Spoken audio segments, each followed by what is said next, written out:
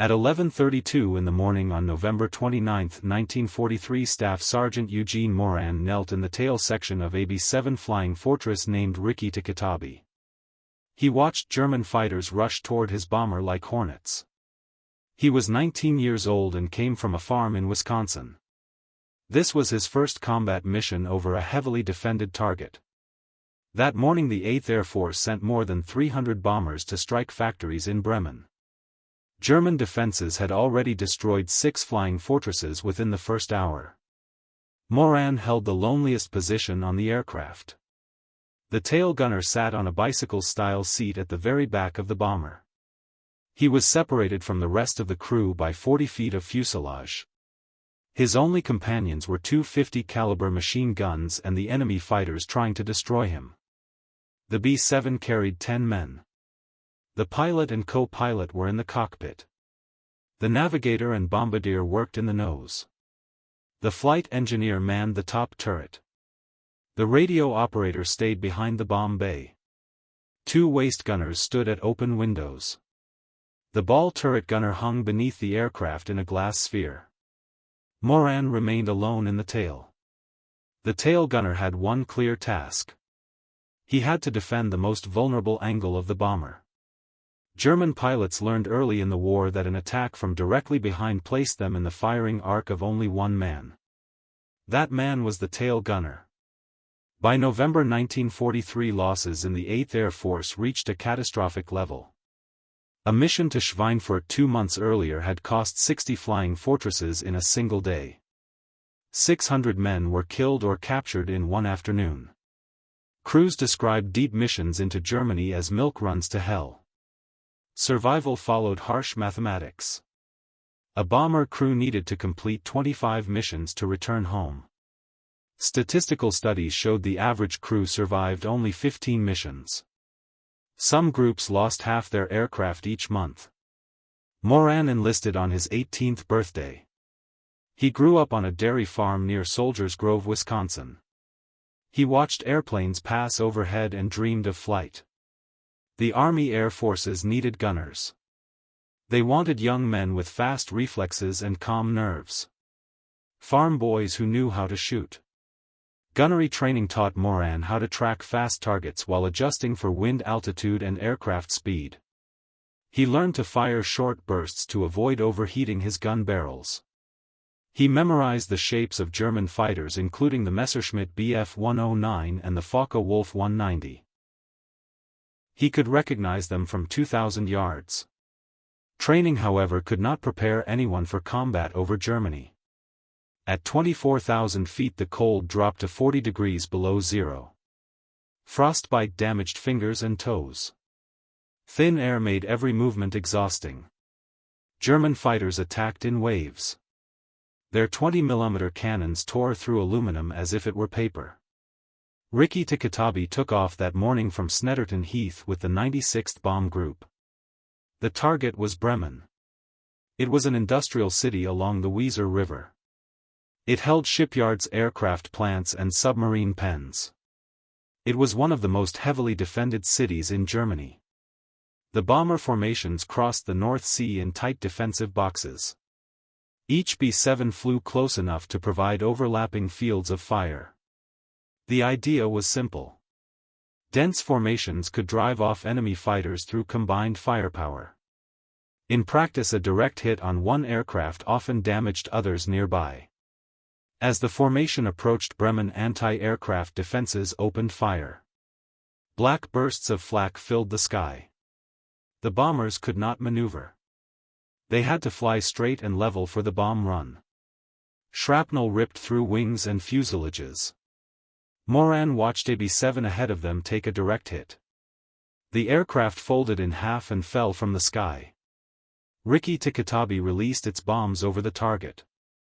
4,000 pounds of high explosives fell toward the factories below. The mission was complete. The crew now faced the long flight home. The formation began turning back toward England.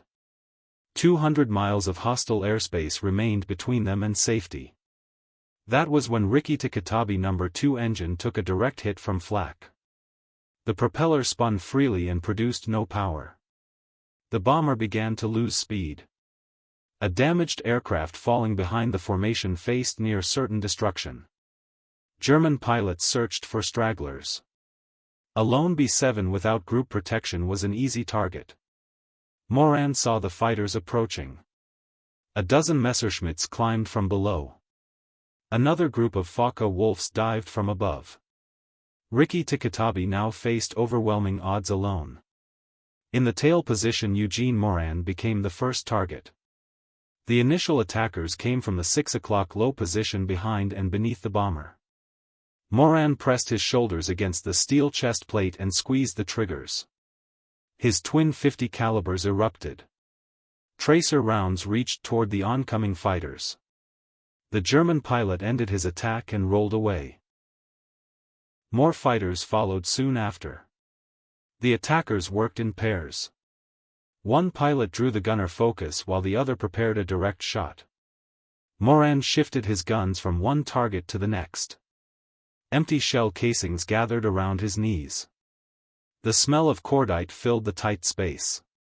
At 24,000 feet the temperature inside Ricky Tikatabi dropped to 43 degrees below zero. Moran wore an electrically heated flight suit, but the cold still pushed through. His breath froze on his oxygen mask.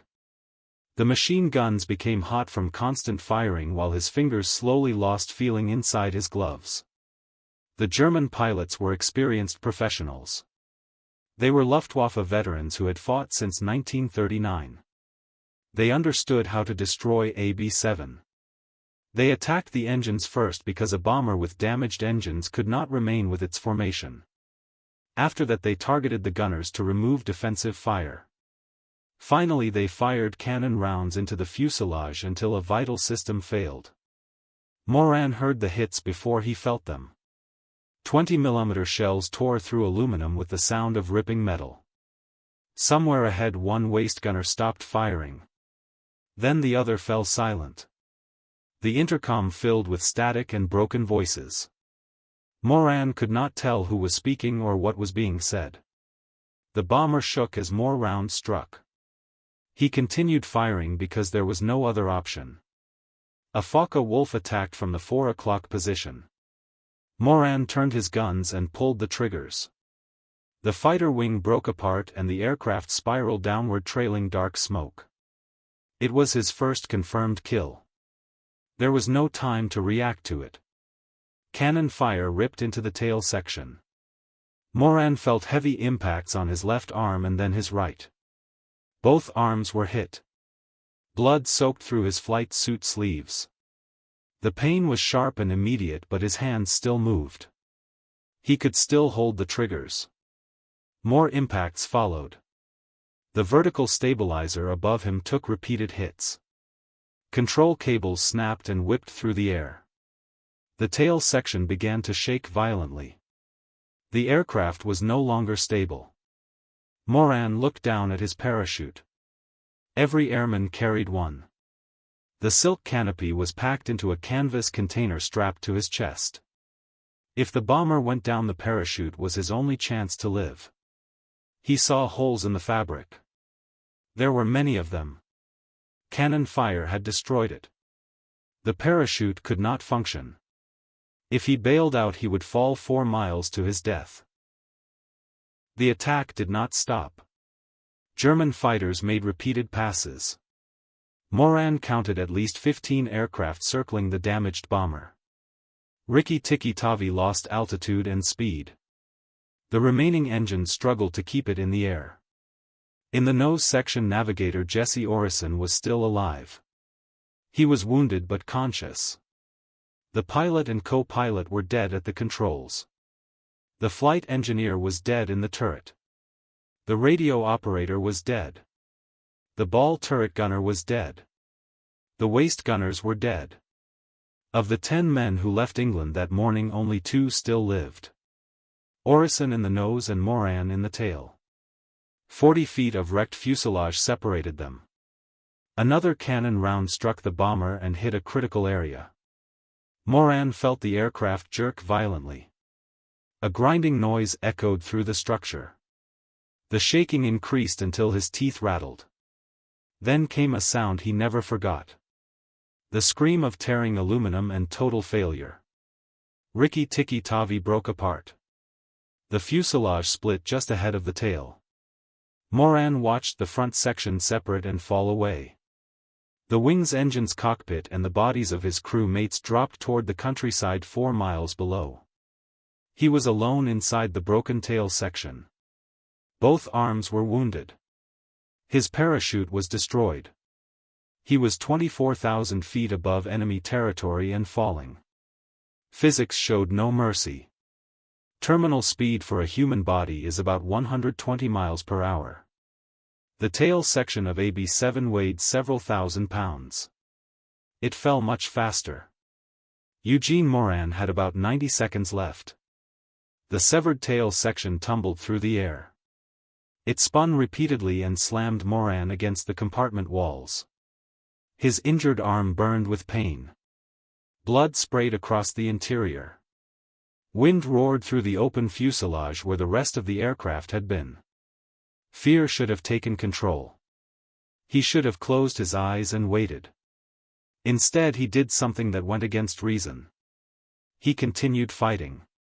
The German fighters remained in the area. They saw the tail section falling and moved closer. They may have wanted to confirm the destruction. They may have acted out of curiosity. Whatever the reason, they made a deadly error. They flew within range of a wounded tail gunner who refused to stop. Moran gripped his machine guns. The spinning tail section made accurate aim almost impossible. The force pressed him into his seat and then lifted him toward the ceiling. His arms were bleeding. His parachute was ruined. He was falling 4 miles toward death and he kept firing. Tracer rounds streaked through the sky as the tail section rotated. The German pilots scattered. They had never seen anything like it. A man trapped in falling wreckage firing back with full effort. One Messerschmitt took hits across its body. The pilot broke away and dove toward the ground, leaving smoke behind. The altimeter in the tail was destroyed, but Moran could see the ground growing closer through gaps in the torn metal. Fields, forests and roads formed a pattern of farmland rushing upward. The shape of the tail section saved his life. The vertical and horizontal stabilizers acted like rough wings. They caught air and created resistance. Instead of dropping straight down, the wreckage began to glide. The spinning slowed. The descent became partly controlled. Moran judged his fall at about 100 feet per second. That speed could still kill him on impact, but it was slower than free fall. The stabilizers gave him time. Only seconds or maybe a minute. He used that time to fire at any German fighter that approached. The ground dropped from 5,000 feet to 3,000 and then to 1,000. Moran pressed himself against the steel chest plate. He wrapped his injured arms around the ammunition boxes. There was nothing else to hold. The tail section struck the top of a pine tree at about 100 miles per hour. The force snapped branches as thick as a man-arm. The vertical stabilizer caught on a trunk and tore free. The wreckage rolled through the forest canopy, losing pieces of aluminum at each hit. Moran had struck the steel frame above him. His vision flashed white. He felt his ribs break. Both arms bent in ways they were never meant to bend. The tail section hit another tree, turned sideways and crashed into frozen ground. Then everything went quiet. Eugene Moran was alive, but barely. He lay in the wreckage, unable to move. Both forearms were broken in several places, with bones pushing through skin. His ribs were shattered. Every breath brought sharp pain. Blood flowed from a head wound where part of his skull had been torn away. His brain was partly exposed to the cold air. The crash site lay in a forest near the German town of Syke, about 15 miles south of Bremen, deep inside enemy territory. Moran was surrounded by people who had just watched American bombs destroy factories and kill neighbors. He tried to move and his legs responded weakly while his arms did not respond at all. Cold began to drain heat from his body. Hypothermia would end his life within hours if his wounds did not do so first. Moran dragged himself toward the opening where the tail section had torn away from the aircraft. Every movement sent waves of pain through his shattered body. He pulled himself onto frozen ground and looked up at the gray sky. He had survived a fall of 4 miles without a parachute. Only 3 men in the entire war would do this. Survival meant little if he died alone in a German forest. Voices echoed through the trees. They were German voices. Soldiers were approaching to examine the crash. They would find an American airman with severe injuries. He was an enemy combatant who had just bombed their city. What they might do with him was unclear. The soldiers stepped out of the trees with rifles raised. They surrounded the wreckage and stared at the American lying in the snow. One soldier shouted commands. Another ran back toward the road likely to call an officer. Moran could not resist. He could not fight. Breathing itself was difficult. The soldiers searched him roughly and ignored his cries as they moved his broken arms. They found his dog tags, his rank and his destroyed parachute. They left him on the frozen ground while they examined the tail section. An officer arrived within an hour. He looked at Moran's wounds and shook his head. The American was clearly dying. Moving him seemed pointless, but orders had to be followed. Downed airmen were to be captured and questioned if possible. Dead airmen offered no intelligence. They placed Moran on a wooden cart with no stretcher, no blankets, and no medical care. The cart rolled along frozen roads for what felt like hours. Each jolt sent fresh pain through his broken ribs and arms. The head wound had stopped bleeding only because the cold had frozen the blood into a dark crust. The cart brought him to a German military facility, though Moran could not tell what kind. His vision blurred and awareness faded in waves. He remembered being carried inside. He remembered lying on a concrete floor. He remembered German voices talking about him as if he were already dead. No doctor arrived. No medic came. No water, bandages or morphine were offered. Medical supplies were limited and the Germans would not waste them on an enemy airman who would likely die. Moran remained on the concrete floor for 2 days. His wounds became infected. The exposed brain tissue began to swell. His broken arms turned purple and black. Gangrene was starting. Without surgery he would lose both arms. Without antibiotics infection would enter his blood. Without help he had perhaps 48 hours to live. The guards watched his condition worsen. Some appeared indifferent. Others seemed almost sympathetic. None had the authority or resources to save him. American bombers had destroyed German cities for months.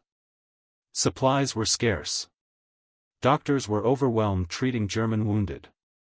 Enemy airmen ranked far below soldiers and civilians in priority. On the 3rd day Moran was moved again on another cart over frozen roads. This time he was taken to a prisoner of war hospital. It was a converted building in occupied territory where wounded Allied airmen were kept until they recovered enough to be sent to camps. The hospital lacked staff and supplies. German military doctors performed triage on arriving prisoners. Those with injuries that could be treated received care. Those judged beyond saving were left to die. Moran's injuries placed him in that second group. The hospital, however, held an exception. Among the prisoners were 2 Serbian doctors. They were military physicians captured on the Eastern Front and forced to treat wounded prisoners using poor equipment and little anesthesia. The Germans allowed this to free their own doctors for higher priority patients. The Serbian doctors examined Moran and chose to act. They decided to try to save him. No one ordered them.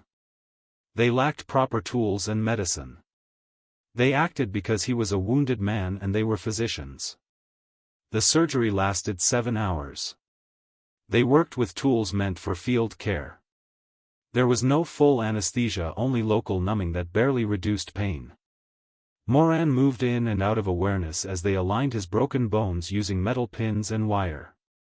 They cleaned infected tissue from his wounds. They removed bone pieces from his skull and covered the exposed brain with any tissue they could save. The Serbian doctors fixed a metal plate to his head. It was crude by modern standards, but it was enough to keep him alive. They supported his arms with wooden boards and wrapped them using bandages torn from sheets. They did all they could with almost no supplies. When the operation ended, they spoke honestly. The next 72 hours would decide his fate. His body had to defeat the remaining infection. His bones had to begin repair. His brain had to avoid further swelling. There was nothing more they could offer. Eugene Moran's survival now rested entirely on his will. The fever arrived on the first night. Moran's temperature rose to 104 degrees. His body shook with intense chills even as sweat soaked his skin. The Serbian doctors watched him as closely as their limits allowed. They changed his dressings. They pushed water between his cracked lips. They waited. Infection was the main cause of death in military hospitals.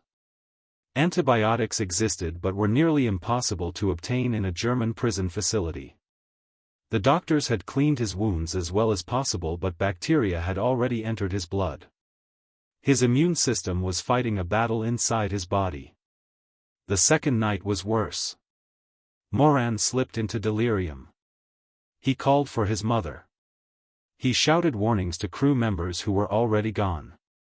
He relived the moment when Ricky Tikhavi broke apart. His mind repeated the trauma again and again. Other wounded prisoners in the ward listened and wondered if he would survive until morning. The Serbian doctors took turns staying with him. They had no medicine to give. They offered only their presence. They used cold cloths on his burning forehead. They whispered encouragement in accented English that he likely could not understand. On the third morning the fever ended. Moran opened his eyes and recognized his surroundings for the first time in days. He was alive. Infection had not taken him. His body had succeeded where medicine could not. The Serbian doctors examined his injuries and saw early signs of recovery. Tissue around the skull plate was beginning to close. The broken bones in his arms had started to join. Recovery would take many months and possibly years. The damage to his body was severe. But Eugene Moran would live. News spread through the hospital. The American who fell 4 miles without a parachute. The tail gunner who kept firing as his bomber came apart. The man who should have died many times but continued to breathe. German guards came to see him. Other prisoners asked to hear his story. Even the hospital administrators appeared impressed by his survival. The Serbian doctors had saved his life, but they could not shield him forever. Once Moran became stable enough to move, he would be sent to a permanent prisoner of war camp.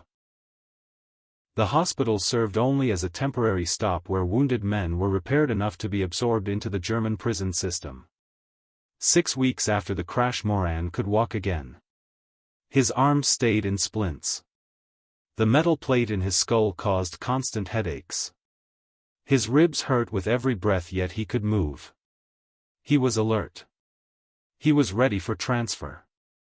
German authorities processed him with strict efficiency. They recorded his name, rank, serial number, service branch and unit. They photographed him for official files. The image showed a thin young man with hollow cheeks and bandaged arms looking into the camera with eyes marked by experience.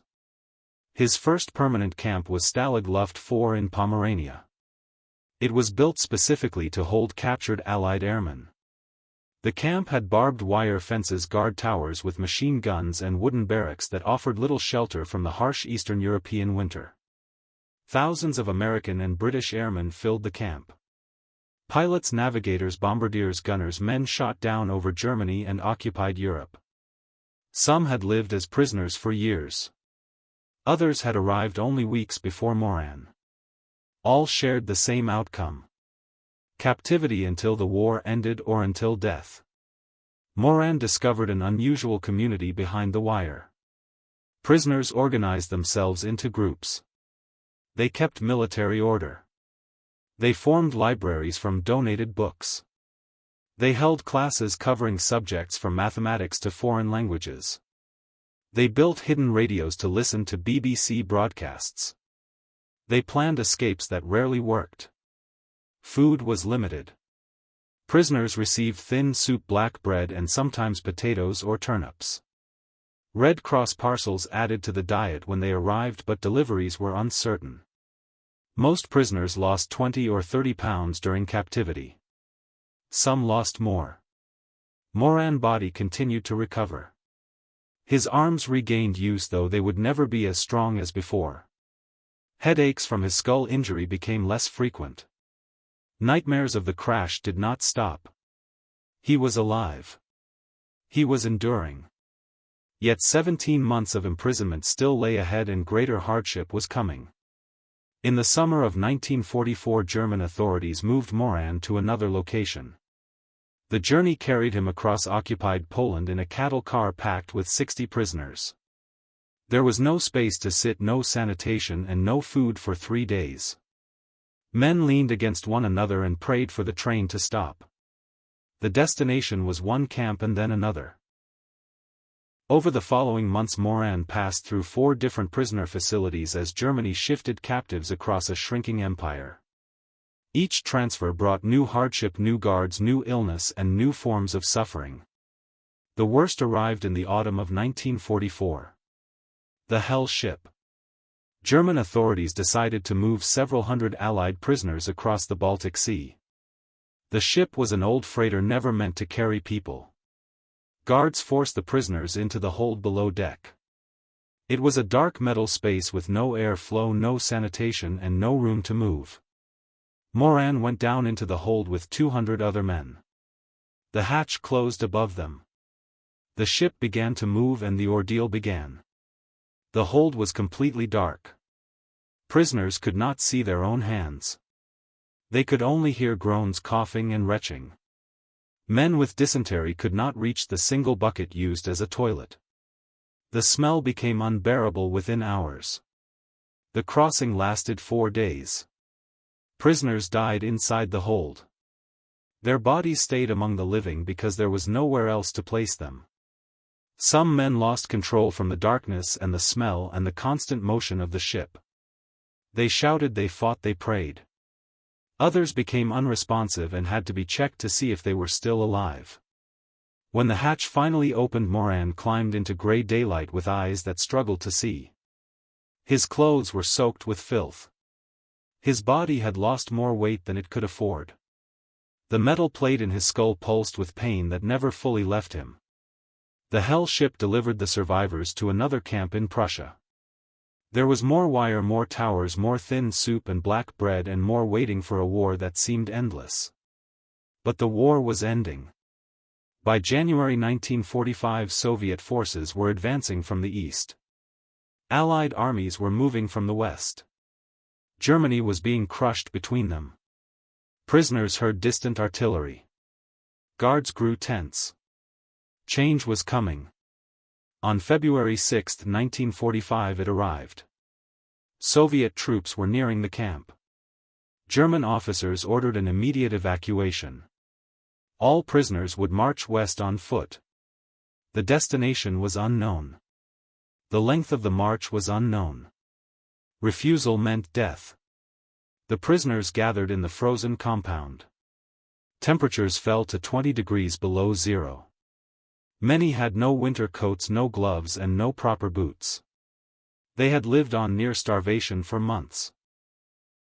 Now they were ordered to walk across Germany during one of the coldest winters in decades. The column stretched for miles. Thousands of Allied airmen moved through snow and ice.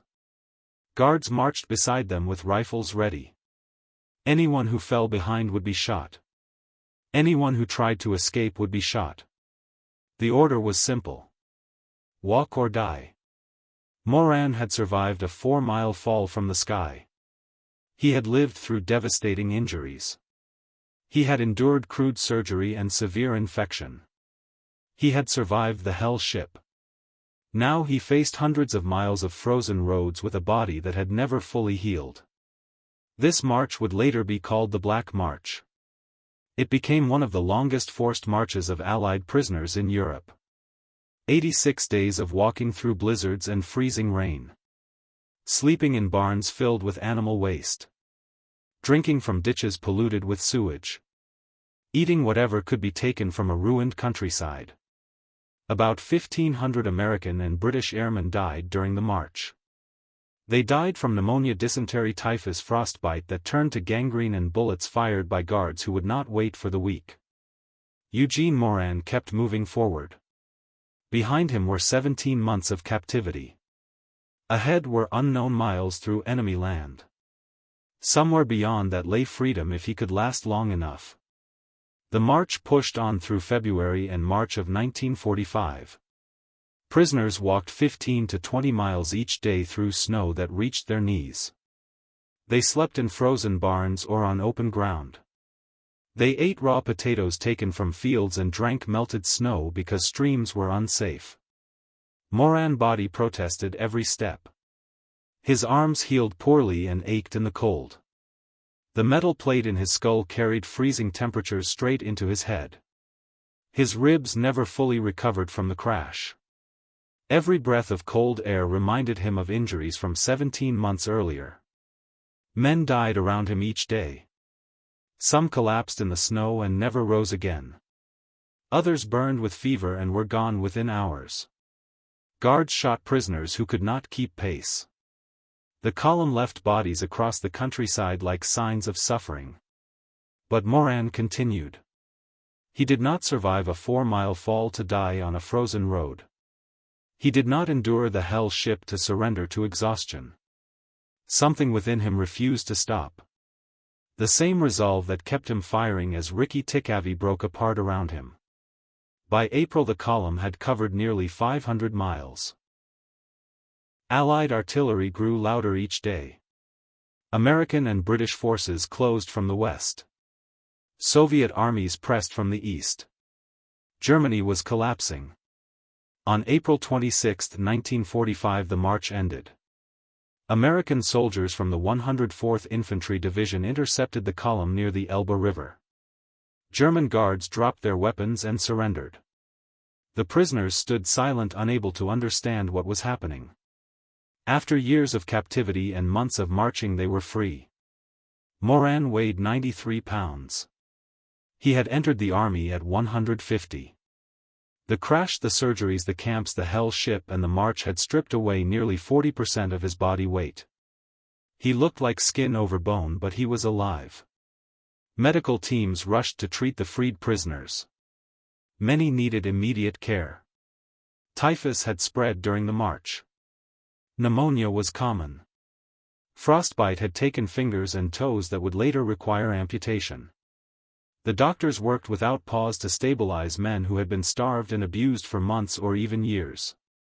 Army officials reviewed Moran's record with increasing disbelief. His file described events that seemed impossible.